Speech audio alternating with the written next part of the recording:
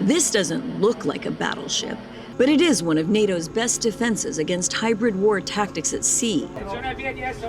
The special agents on the NRV Alliance research vessel aren't watching for potential attacks.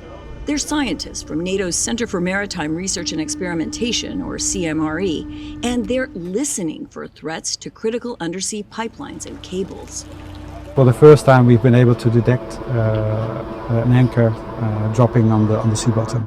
That's important because dragging rusty old anchors along the ocean floor has become an effective tactic for saboteurs targeting critical undersea infrastructure in NATO waters.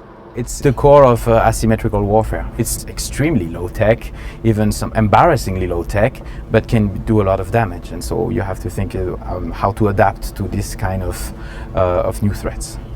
Knowing immediately from sound sensors if an anchor has dropped, information transmitted simultaneously to command centers on land can give NATO a time advantage it hasn't had before.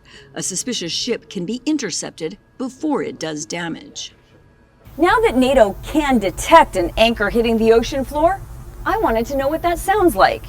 But the scientists on board the ship say they can't share that with me. It's classified. It's just another reminder of how critical the threat level is in these northern waters. The team said any adversary who heard the anchor drop could also distinguish the research ship's signature sound and possibly track it. However, CMRE decided this summer not to keep the NRV Alliance quite so anonymous. For the first time in the ship's 37 years, it has NATO painted on its side. It's an act of deterrence. Our very presence in the Baltic Sea is there to not only reassure our allies, but it's also to keep our adversaries at bay.